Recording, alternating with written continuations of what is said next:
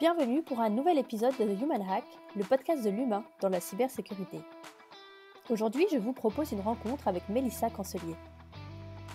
Mélissa a commencé sa carrière en tant qu'ingénieure de recherche en neurosciences à l'université d'Oxford. Ensuite diplômée d'HEC Paris, elle s'est spécialisée dans l'étude des expériences numériques dans le secteur des jeux vidéo notamment. En tant qu'experte en cyberpsychologie, elle a fondé HumanNet pour offrir des formations et des conférences sur le fonctionnement du cerveau en interaction avec la technologie, avec pour objectif de promouvoir une conscience numérique, sécuritaire et harmonieuse. Avec Mélissa, vous verrez que nous allons explorer en profondeur les liens entre cybersécurité, comportement humain et mécanismes du cerveau. Bonne écoute! Bonjour à toutes et à tous. Aujourd'hui, je reçois Mélissa Cancelier de HumanNet pour parler cyberpsychologie et cybersécurité. Alors, bonjour Mélissa, bienvenue. Bonjour Amandine. Merci d'avoir accepté mon invitation. Avec plaisir. Donc, on va commencer par une question assez simple. Est-ce que vous pourriez vous présenter et nous parler un peu de votre parcours et de ce que vous faites aujourd'hui ? Oui, bien sûr. Pour me présenter, au départ, effectivement, ma passion du cerveau, en fait, vient d'une passion enfant pour les dauphins. Donc, c'est ce qui m'a amenée à m'intéresser au cerveau. Donc au cerveau des mammifères marins et puis ensuite le cerveau humain. Donc j'ai commencé ma carrière en tant qu'ingénieure de recherche en neurosciences, notamment à l'université d'Oxford pendant 4 bonnes années. Et puis et ensuite, en fait, j'ai décidé de quitter la recherche académique et les sacrifices animaux, puisque je travaillais en préclinique pour aller dans l'entreprise en passant par une école de commerce. Donc HEC et en fait, j'ai été embauchée par Ubisoft il y a maintenant 12 ans déjà, où en fait, j'ai commencé à analyser les comportements, en ligne, pour des recommandations design. Donc j'ai beaucoup travaillé en innovation, liée aux neurosciences. Alors il y avait aussi, la question des biométries, sensors et cetera. Mais très, très rapidement, la question d'expérience utilisateur UX, il y a 12 ans, qui était encore à ses débuts, on va dire, en France, a été très prégnant chez Ubisoft. Et donc, à force d'analyser les comportements en ligne, j'ai accumulé des tas de connaissances sur la psychologie en ligne, que ce soit au niveau des motivations, que ce soit au niveau de la manière dont on traite les informations, dont on interagit avec les interfaces. Et donc, ça m'a beaucoup apporté et ça a beaucoup apporté pour de la conception dans le jeu vidéo. Ensuite, je suis passée dans l'automobile et je me rendais compte que ces connaissances-là, elles étaient quand même pas forcément démocratisées. Oui. Et du coup, quand vous travailliez pour ces... Donc, vous avez dit dans les jeux vidéo et dans l'automobile aussi ? Oui, j'ai fait un passage chez Faurecia, D'accord. qui est l'un des plus grands équipementiers automobiles du monde. En fait, ils équipent un véhicule sur 3 dans le monde, en fait. Et qu'est-ce que vous faisiez pour... dans les jeux vidéo, en quoi consistait votre rôle ? Et aussi chez Faurecia, du coup, qu'est-ce que vous faisiez ? Alors dans les jeux vidéo, j'ai fait de la recherche, utilisateur, c'est-à-dire, Ouais. Tester, des concepts et ou des prototypes ou en tout cas des versions de jeux Oui. pour voir à quel point les utilisateurs, le prenaient bien en main, trouvaient ça fun. J'ai aussi travaillé sur, en gros l'extraction des neurosciences de principes du Oui. fonctionnement du cerveau qui permettent en fait d'appliquer des règles de design. Donc j'ai D'accord. beaucoup travaillé là-dessus, par exemple. D'accord. Dans l'automobile, l'idée, c'était, en fait, à l'époque, donc c'était en tout début 2019 Oui. et à l'époque, on croyait à une grande révolution dans l'automobile avec, des voitures qu'on pensait, devenir autonomes, devenir partagées, connectées et cetera. Et donc dans un département qui faisait vraiment, de l'innovation plutôt, prospectif avec, on va dire, des concept cars et cetera. L'idée, c'était d'intervenir sur, l'expérience, de l'intérieur d'une voiture, D'accord. qui serait donc connectée, autonome et cetera. Donc évidemment, toutes ces révolutions-là n'ont pas eu lieu, mais par contre, en termes de recherche, Oui. c'était, très intéressant. Et du coup, à un moment, vous avez eu envie de créer votre propre structure. Oui, en fait, c'est-à-dire qu'en parallèle, Oui. entre ma vie professionnelle et ma vie personnelle, je trouvais qu'il y avait un énorme décalage entre la manière dont on connaissait le fonctionnement du cerveau avec la technologie et notamment, les technologies, connectées, enfin internet. et on va dire les lacunes, dans la gestion de la vie Oui, numérique oui. à l'extérieur éprouvées par, tant d'entre nous, quoi. Oui, oui, oui, oui, oui. Donc vous avez eu envie de réconcilier un peu en fait, ou alors d'amener les connaissances que vous aviez, accumulées, c'est ouais, accumulées jusque-là, pour que ça Ouais. serve aussi finalement, pas sur, à des personnes qui ne sont pas en entreprise, enfin à des gens comme, moi j'imagine, à des familles, à Oui, des oui, à tout le monde ouais, et en fait, même les gens d'entreprise parce que ce qu'il faut comprendre, c'est qu'à l'échelle d'un projet, on prend une connaissance très spécifique, oui, pour l'appliquer en conception, par exemple, mais ça va pas forcément donner aux gens qui font, plus d'outils que ça, en fait, pour gérer sa vie au quotidien. Donc j'ai quand même essayé de rassembler, structurer ces connaissances, en formalisant, tout ce bagage-là à travers un diplôme en cyberpsychologie. Mais on se rend compte qu'effectivement, la question des sciences humaines est souvent laissée de côté quand on aborde, la technologie. Alors que finalement, la technologie, c'est un outil et faudrait pas que ça devienne l'inverse. Et donc je pense qu'il y a une question ouais, de meilleure appréhension, oui. potentielle en sciences humaines Mmh. dans le milieu de la technologie et notamment, de la cybersécurité. Oui et alors, peut-être avant qu'on continue, est-ce que cyberpsychologie, vous pourriez le définir? Ou est-ce que finalement ça regroupe ce que vous venez de nous expliquer? Ou il y a vraiment une définition particulière de parce que je le vois assez souvent ce Oui. terme de cyberpsychologie, mais je trouve il est difficile à appréhender en fait. Bah, oui, bah, déjà, c'est un nom qui est un peu barbare, hein. Oui, bah, c'est-à-dire qu'on rajoute à la Pas très beau, psychologie cyber, c'est ouais, voilà, ouais. Non, en fait, la cyberpsychologie, c'est vraiment l'étude de, l'interaction entre l'être humain et la technologie, et vraiment dans un côté, bidirectionnel. C'est-à-dire à quel point nos usages impactent la technologie et comment la technologie oui. impacte, nos comportements, nos manières de penser, voilà. D'accord et donc du coup, comment est arrivé le lien entre, cyberpsychologie, cybersécurité? À quel moment vous vous êtes saisi aussi des sujets autour de la cybersécurité? C'est venu naturellement finalement parce que l'utilisation d'internet, crée des risques pour, les gens et donc c'est un sujet qui est venu comme ça ou? En fait, il est venu, plusieurs fois sur, le fait que j'assistais moi aussi, et toujours c'est toujours le cas, à des formations en cybersécurité. On parle d'un mail de phishing et cetera. Puis en parallèle, souvent quand on conçoit des interfaces, il y a ces questions de messages d'erreur, il y a ces questions de Oui, risques qu'on prend, comment on fait pour s'assurer qu'un utilisateur comprend qu'il y a une erreur, comment on fait pour s'assurer qu'il comprenne comment la résoudre et cetera. Et en fait, il y avait, une, une question on va dire d'expérience utilisateur, mais au sein de la formation en cybersécurité qui moi me semblait, bah, tout sauf intuitive. vous, ces formations cyber, vous y avez participé en étant formateur ou en étant la personne qui reçoit la formation? En étant la personne Personne qui qui reçoit la reçoit, oui et donc formation. vous ça vous a Ouais, sauté aux yeux, j'imagine que ouais. oui, c'est Je oui, me disais: «Mais, oui, est-ce qu'on non mais, oui, pour être pour exagérer, hein, bien sûr, mais je me disais: «Mais est-ce qu'on a vraiment envie qu'on ouais, comprenne?» oui, oui, je comprends. Hem Ouais, et puis dans le sens où, il dans ces formations-là, hein, il y a donc des aspects techniques, qui sont avancés, donc pas dans les détails parce qu'il faut que ce soit, quand même accessible à tout tous, ouais, mais on explique, mais il y a des années, à quel point, la ligne de front, c'est, les êtres humains et pas les antivirus et cetera.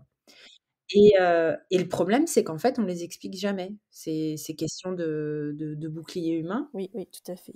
Donc je me suis intéressée à la cybersécurité, par la question, du social engineering.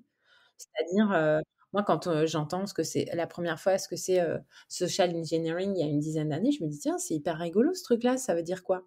Et là, je m'aperçois qu'en fait, c'est, des techniques de manipulation et en fait, c'est, très lié à l'expérience utilisateur dans Oui, le sens tout à où, fait. les intentions sont évidemment différentes, mais c'est comme des tours de magie où en fait, Mmh, finalement, on essaye de se baser sur les limites du cerveau, oui, pour rendre une expérience qui va être magique. Donc un tour de magie, une expérience engageante, très divertissante, et cetera. En fait, on va se baser sur des limites. Donc par exemple, dans un tour de magie, on va se baser sur, la manière dont, le cerveau a des limites d'attention, Oui. pour porter l'attention à un endroit et faire et s'assurer qu'on ne voit pas, par exemple, que, la personne qui fait le tour fait autre chose. Donc voilà, donc des petites choses toutes bêtes. Donc on fait des espèces de diversions d'attention comme ça. Il y a des tas d'autres limites qu'a le cerveau, mais à chaque fois, on se base sur le fait que le cerveau ne peut pas traiter toute l'information Mmh. dans des conditions optimales à un moment donné. Oui et Et ça, donc c'est ce qu'utilisent les cybercriminels finalement, en fait. C'est ce dont ils ah servent eux déjà. visiblement, Mmh. dans, Ouais. 98 des cyberattaques et 95 des attaques, donc qui ont lieu, c'est-à-dire qui fonctionnent, heu, on a un problème d'erreur humaine Mmh, et mmh. donc c'est là qu'on se dit: «Il y a un vide abyssal sur la question des facteurs humains en cybersécurité de manière démocratisée». Parce que, des experts en cybersécurité, la majorité de leurs formations sont d'abord sanctionnées au niveau technique, voilà. Après, il y a quand même des questions de social engineering qui sont abordées. Mais aujourd'hui, si moi je suis employée d'une entreprise lambda et que j'ai une formation en cybersécurité, on va me faire l'autopsie d'un mail de phishing, Tout on à va fait jamais faire un focus sur l'erreur humaine. et juste Sauf qu'en fait, ouais c'est hyper important. et comment vous le feriez, vous, ce focus? Qu'est-ce que vous rajouteriez comme connaissance, ou comme information pour, donner aux gens finalement toutes les clés pour comprendre ce qui leur arrive au moment où ça leur arrive? Moi je rajouterais, les piliers du social Oui, engineering, pour rétablir un équilibre avec les cybercriminels, tout simplement. Donc il faut comprendre que, aujourd'hui, quand on pose la question aux gens de savoir est-ce qu'ils se sentent vulnérables au vol de données, à peu près, par exemple, en tout cas ici, au Canada, 2 tiers d'entre eux pensent se sentent moins vulnérables au vol de données que leurs prochains. d'accord. Ah oui, OK. Voilà. Bon, même avant d'arriver à la question de cybersécurité au sens, cyberattaque et cetera, même avant d'en arriver là, comprendre que le cerveau, il a ce qu'on appelle un biais d'angle mort, Oui, c'est-à-dire qu'il ne se rend pas compte à quel point il est biaisé, c'est-à-dire oui, que, 80 des gens se sentent moins biaisés que les autres. En fait, ça rejoint exactement, ce constat d'impression de vulnérabilité vis-à-vis du vol de données ou ce biais d'invisibilité, on peut l'appeler comme on veut. Déjà, essayer de sensibiliser les gens sur ce biais d'angle mort permet, de les rendre plus mobilisés. Parce que ce qui se passe aujourd'hui, c'est qu'il y a déjà une mobilisation qui est très moyenne vis-à-vis des formations oui, et après il y a le contenu et donc ne serait-ce que de préparer en fait, les gens en leur expliquant: «Voilà comment fonctionne le cerveau, voilà les pièges qui vous sont tendus». Comprendre les biais cognitifs qui sont impliqués en cybersécurité, sur lesquels s'appuient comme de véritables tremplins les cybercriminels, ça me semble une opportunité en or. exactement.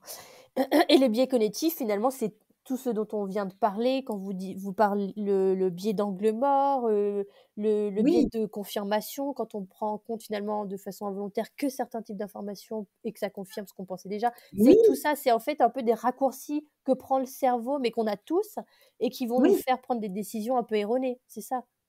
Mmh. absolument et en fait, ces biais cognitifs-là, c'est vraiment des raccourcis donc c'est de l'économie au sens cognitif. Le cerveau, il a plein d'informations, il traite pas tout donc qu'est-ce qu'il fait? Il prend des raccourcis. Ces raccourcis-là, ce sont les biais. Bon, dans les cyberattaques, Oui, qu'est-ce qu'on apprend? Par exemple, si on prend le cas d'un mail de phishing, puisque le mail de phishing, ça reste encore une cyberattaque, très, très, très, dominante. ouais. Bon et dans un mail de phishing, on a, la notion d'urgence, par exemple. Mmh. Et qu'est-ce qu'elle vient faire la notion d'urgence? La notion d'urgence, en fait, elle vient faire en sorte que la Mmh. personne en face prenne moins de temps. Oui. Mmh. Donc que les biais auront encore plus de chances de se manifester. Puisque puisque les biais sont des raccourcis économiques, si j'ai encore moins de temps Et oui. et toute cette Mmh. information, évidemment qu'on va prendre encore plus de raccourcis. Donc on va encore plus, être victime de ces biais et puis alors évidemment, après dans le cadre de la cybersécurité à proprement parler, on aura quand même certains biais. Il y en a énormément des biais. Il y en a certains qui se répètent énormément. Je donne l'exemple d'un. Bon, le biais d'angle mort, c'est vraiment pour se mobiliser, mais une fois qu'on est au niveau de la cyberattaque, on a un biais d'aversion à la perte. Oui. Ça veut dire quoi? Ça veut dire que, heu, le cerveau, il a tendance à, juger ou décider pour éviter une perte, même si en soi la perte n'est pas significative, mais on a tendance à agir vite pour éviter une perte, Ouais, oui, oui, sans oui. nécessairement prendre tous les paramètres en compte.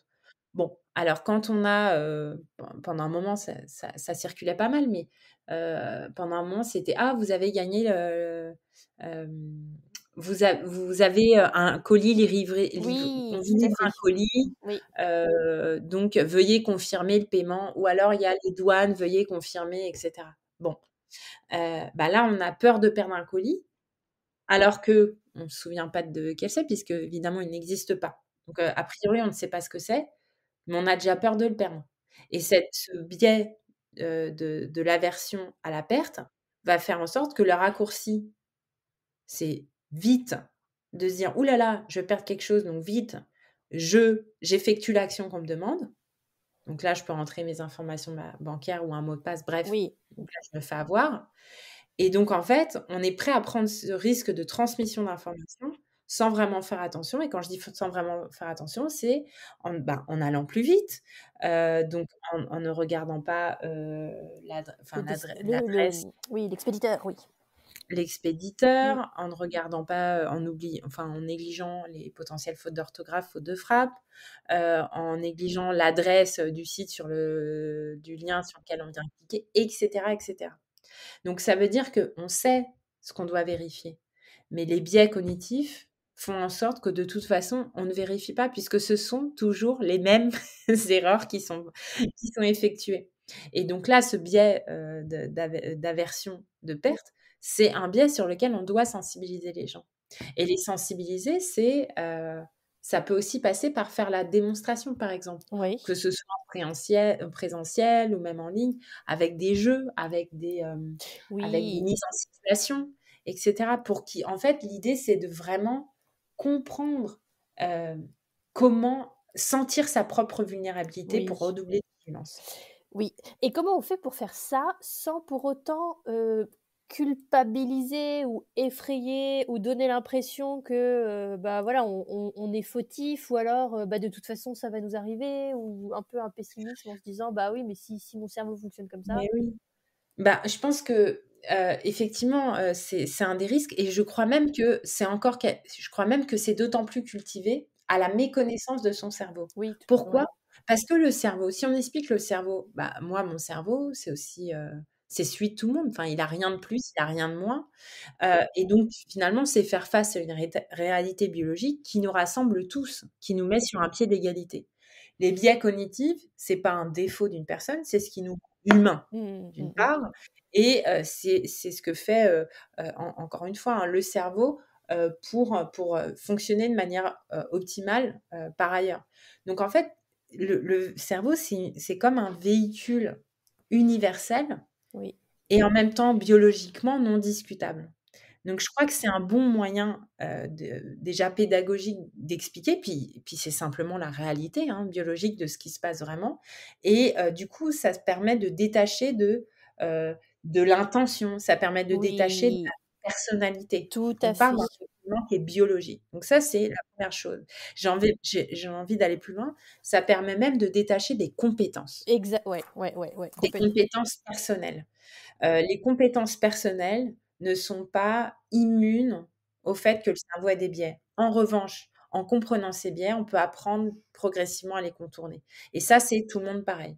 Donc ça, c'est la première chose et après, en termes heu, concrètement, comment, transmettre, pédagogiquement, ces principes, bah, l'idée, c'est de le faire sous forme de jeu. Il y a des petites vidéos rigolotes, Il y a, des tas de moi j'ai justement pour enseigner sur les biais cognitifs, justement une fois ça m'est arrivé d'embaucher un magicien. Oui, Donc là, ce qui est rigolo, c'est qu'on a une expérience, le tour fait son effet et ensuite on explique comment il est fait et les limites du cerveau qui sont exploitées pour pouvoir, rendre l'expérience entre guillemets «magique».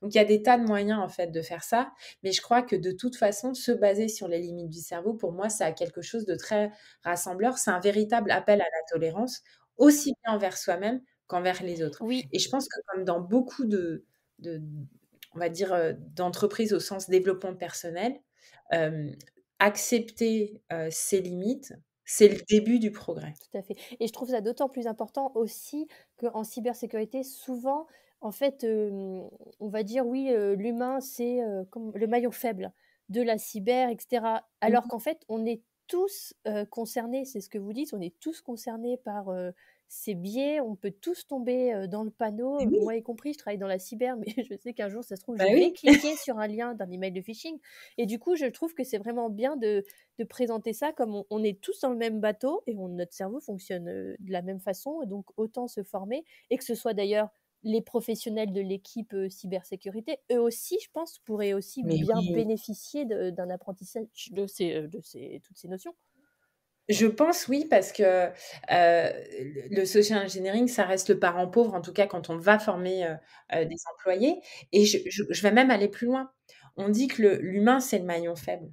Mais est-ce que la technique n'aurait pas ce maillon faible de ne pas compenser sur ces limites humaines qu'on prend pas Tout à assez en compte? fait, C'est une question qu'on peut se poser aussi. c'est vrai que si on Mmh. identifiait clairement les limites humaines, du coup, on pourrait peut-être mettre en face des barrières techniques, au lieu de se dire: «Ah bah, l'humain, oh là là, il a encore cliqué», bah, enfin, du coup, en tout cas, de penser aux, mesures Mmh. techniques qui répondent à ces biais une fois qu'on les aurait bien ouais, tout à Oui, c'est-à-dire que je pense que, l'effort, pour combler ces biais humains, est-ce qu'il mérite pas d'être davantage soutenu? C'est une question.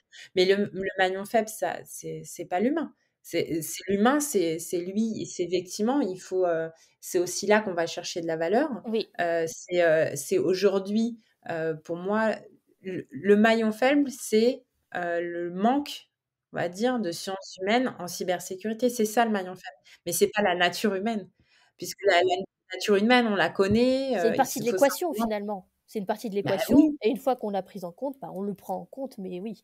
bah Mais oui. ouais, ouais, tout à fait. En fait, la question de responsabilité pour moi, elle est alors je comprends bien quand il y a une cyberattaque évidemment, la question se pose. Mais aujourd'hui pour améliorer, c'est pas la question de qui a fauté. C'est la question mais qu'est-ce que collectivement Ouais. on manque terriblement? Mmh Et mh. à mon sens, c'est, cette démocratisation, des biais cognitifs en cybersécurité. Et est-ce que, un autre moyen aussi pour, que, ces formations à la cyber, touchent davantage les gens, c'est aussi de faire le lien avec, ce qu'ils vivent, dans leur vie, personnelle? C'est-à-dire que souvent les formations à la cyber, c'est vraiment, bah, des su toutes les sujets, les questions qui sont autour de la vie en Ouais, entreprise, alors que finalement dans la vie personnelle, on a les mêmes questions qui se posent et ça serait peut-être plus, pour les gens concrets, si on leur ramenait plus ça à motivant. ouais, plus motivant Mais d'apprendre bien ça. sûr. Ouais. Ah, je pense que, une formation, en fait, en cybersécurité, ça, c'est effectivement un point très important. C'est qu'aujourd'hui, elle est circonscrite, quand on la reçoit, au monde, corporate, quoi, en fait, au monde du travail. Pourtant, les biais sur lesquels jouent les cybercriminels sont des biais qui se manifestent largement dans la vraie Mmh, vie. tout à Je vais fait. même aller plus loin, plus ça va et plus de toute façon les cyberattaques commencent via les réseaux sociaux. Et oui, c'est vrai. Donc Ouais. toutes les questions de shadow IT et cetera, elles sont, aussi liées aux enjeux de cybersécurité et c'est aussi pour ça, que des entreprises, évitent, l'utilisation de certaines, applications pour des questions de sécurité. Donc ça veut dire ça alors l'idée, c'est pas de dire une fois qu'on enseigne les biais, on pourra tous utiliser Facebook sur n'importe quel appareil. Oui. Non, mais en revanche, je pense que l'intérêt individuel serait nettement supérieur si justement on était capable de dire je donne un exemple, on avait la version de la perte, mais c'est la même chose sur Instagram. Je veux dire sur Instagram, hem On a: «Ah, il y a une offre qui se termine, dans, je sais pas moi, dans, 1 jour, dans 24 heures, sur un vêtement ou un Oui, produit, ne manquez pas» et cetera. Hop, on clique, on vérifie pas le site, on va encore moins voir les revues Google qui nous oui, disent: «Attention, c'est une arnaque» et on commande oui, et on oui, reçoit je ne sais, combien de jours après, un espèce de truc qui n'a rien à voir avec, et ça arrive à tout le monde. Donc en fait et ça, on est encore sur le biais de la version de la perte. Donc en fait, il existe partout et il existe aussi sur le mail qu'on va recevoir, oui, le CEO a oui, besoin de toi, ou alors attention, il faut renouveler votre mot de passe, sans vérifier les adresses. C'est les mêmes biais en fait. Donc ils ont tout leur intérêt, aussi bien dans la sphère professionnelle que dans la sphère personnelle et quand on fera de la sécurité un enjeu de individuel et non pas circonscrit à son laptop pro, mmh. je pense qu'on a gagné. Parce que c'est vrai qu'on parle beaucoup d'éducation, aux écrans, à internet pour les enfants, mais en fait, on se rend compte que nous aussi, en tant qu'adultes, on en a besoin parce Oui, que bon beh, oui. ouais, Beh, de toute façon, les cyberattaques en général, c'est surtout les adultes, hein, ouais, donc ouais, donc oui, on manque d'éducation mmh, et puis, bon après, on veut aussi protéger ses enfants, donc on essaie de comprendre, on a l'impression aussi de comprendre puisqu'on a tous ce biais d'encre mort, encore une fois, et puis je pense qu'il y a une réelle confusion entre, le fait de comprendre comment interagir avec une interface et le fait de comprendre ce qui se passe psychologiquement lorsque j'interagis avec un produit. C'est-à-dire que c'est pas parce que je sais cliquer et je sais comment, je sais, ce qu'il y a dans tel menu et mmh, comment faire, quand il y a une erreur sur mon produit, que je sais les effets psychologiques que ça peut avoir sur moi, que ce soit à court ou à long terme. Non, il y a une vraie distinction. Le problème, c'est qu'encore une fois, on donne pas les outils, oui, ni aux adultes, ni aux plus jeunes. oui. Donc là, vous, vraiment, c'est redonnons le pouvoir aux gens, donnons-leur les clés de compréhension, les clés d'analyse pour comprendre, en fait, dans quelle situation ils se trouvent et pouvoir, bah, prendre du recul sur ce qui se passe, en fait. Oui, c'est ça, c'est-à-dire qu'en fait, aujourd'hui, moi, je crois vraiment que, la citoyenneté, Oui, elle ne peut pas exister sans qu'elle soit numérique, aussi. Heu et dans le numérique, aujourd'hui, on manque d'éducation. Donc si, par exemple, là, il y a pas longtemps, j'animais une activité pour les enfants, si je leur demande les précautions que donnent, les parents pour aller sur internet, ils vont dire: «Oui, de faire attention, de pas donner de mot de passe» et cetera. Donc là, on est quand même déjà sur quelque chose oui, d'intéressant. Par contre, personne dit être gentil. Alors ça paraît idiot, mais en fait, pourtant, c'est des règles qui semblent tellement innées, tellement naturelles, de renforcer, dans la vie hors ligne, qu'en fait, on voit qu'en ligne, on manque d'outils. Être respectueux en ligne, ça peut, sauver des gens psychologiquement à l'autre bout parce qu'on n'émet pas des commentaires négatifs. Ça peut aussi faire en sorte qu'on ne s'attire pas non plus les foudres de communauté ou d'utilisateurs, en gardant, un discours respectueux et cetera et pourtant c'est pas transposé et ça paraît bête comme chou, j'ai envie de dire, mmh mh. mais c'est pas encore des réflexes qu'on a parce qu'on n'a pas les outils et on ne comprend pas les Ouais, conséquences. tout à fait. Les règles du vivre ensemble, on les a pas encore transposées dans cet espace Non, numérique qu'on peut-être nous, au quotidien, on n'a pas conceptualisé comme étant, prolongation de, oui. l'espace du vivre ensemble, quoi. Mmh. Bah, il y a l'illusion d'une Ouais, zone de tout non-droit, ouais, il y a l'illusion mmh. d'une interaction qui est éphémère, qui est sans Oui, trace, tout à fait. qui est anonyme. Donc il y a toutes ces illusions-là qui confortent les gens et tant mieux quelque part aussi à agir, avec une certaine liberté. Mais les limites, ouais, c'est la sécurité, au sens aussi bien au sens matériel qu'au sens, Ouais, psychologique. tout à fait. Et j'ai une dernière question pour vous, Mmh. et qui s'adresse, bah, aux professionnels de la cyber qui nous écoutent et aux futurs professionnels. Si vous, vous aviez des messages à leur faire passer, alors, il n'y a pas encore aujourd'hui de formation, en tout cas, je suis pas sûre qu'il y en ait déjà qui traitent du facteur humain, en profondeur et cetera, mais quel message vous aimeriez leur faire passer pour les aider, eux, à mieux prendre en compte ce facteur humain dans leur pratique professionnelle? Ah bah, je pense que pour de futurs professionnels, Oui, je pense que de de pouvoir se focaliser sur le social engineering, pour moi, ce serait, une énorme opportunité. Je pense que ce serait une énorme opportunité parce qu'aujourd'hui, le besoin sans appel, hein, puisque les 95 d'erreurs humaines en cyberattaque, c'est le World Economic Forum, c'est pas, Mélissa Cansueil qui le dit. Au-delà du fait que, ce qui est intéressant avec la cybersécurité, c'est que quand on s'accroche uniquement à la technique évolue et les Oui. techniques de cybercriminalité évoluent extrêmement vite. Et donc je suis convaincue que pouvoir ancrer ces connaissances, heu et les ramifier à un tronc lié au social engineering, ça permettrait probablement d'avoir une compréhension beaucoup plus pérenne des enjeux de cybersécurité, et beaucoup plus, explicite. Parce que finalement, le cerveau, il évolue certainement pas aussi vite que la technique. Par contre, on tombera toujours dans les mêmes pièges, peu importe en fait l'interface qui sera devant nous.